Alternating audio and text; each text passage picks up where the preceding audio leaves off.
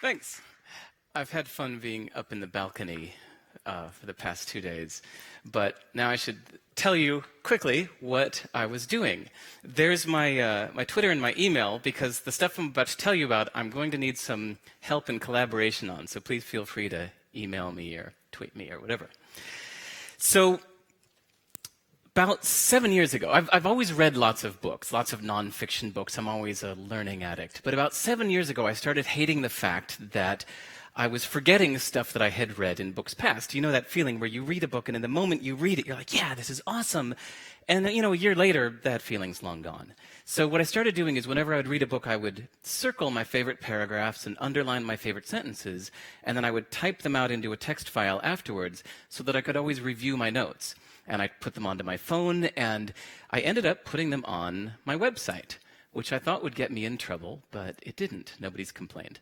So I've never really announced this before, but on my website, at this URL, are my full book notes from the last 225-something books I've read, and all the new ones too. And they're just out there in the open. Enjoy. It's kind of, each one is a summary of the best points of the book.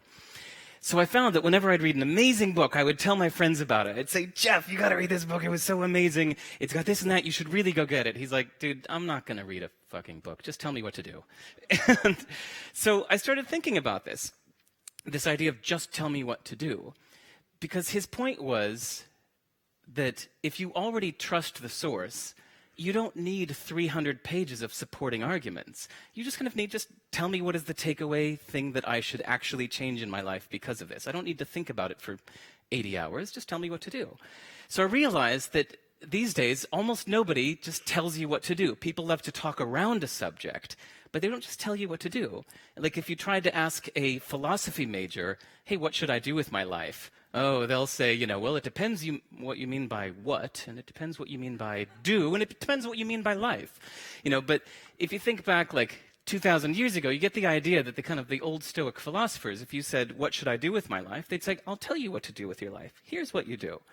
So I took this challenge to extract the directives.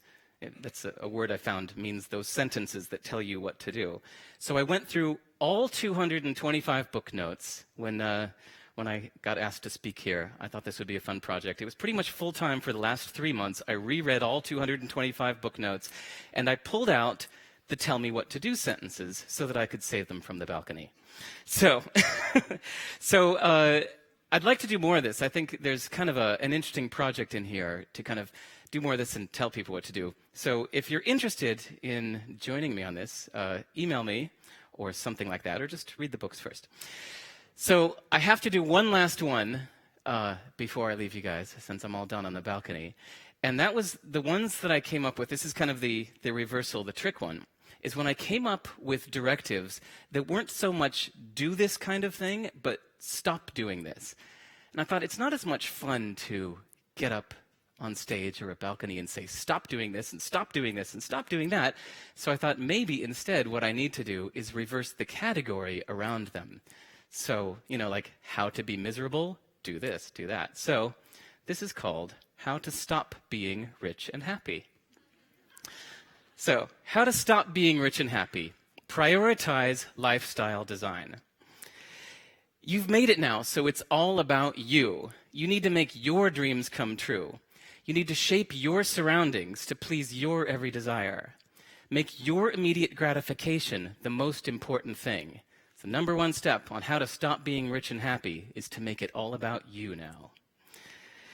Chase that comparison moment. That's when you have the old thing, but you want the new thing. I guess it'd be like this, right? The old thing, the new thing. And so, yes, do it. Every time you want the new thing, go get it. And be happy for that week. Because you just need to ignore the fact that real happiness only comes from that moment that you're still comparing the old and the new. Now, once the new thing becomes your new normal thing, you stop comparing it and you lose the happiness from it. So go seek happiness from another new thing whenever that happens. Buy, not rent.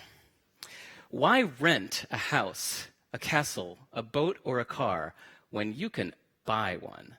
Because it's not about the thing. It's not about using it. It's about identity. This shows who you are now. Internalize your new status. You worked hard to get here. You need to celebrate and relax. You need to admit that you are just in a different class of people now, and you have higher needs. You have a greater need for comfort than most people. So you need to understand that there is no going back. Be a connoisseur. Learn what others say is the finest. Insist on only the finest in everything.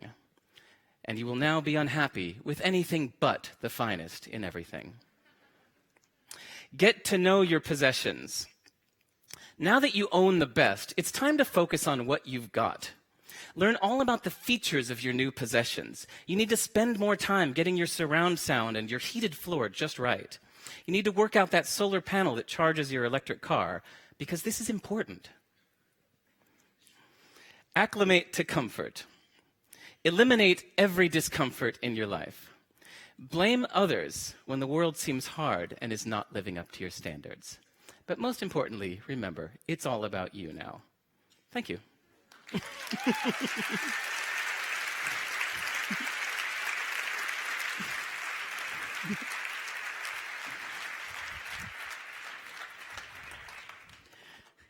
That's the kind of thing that is quoted out of context on the internet.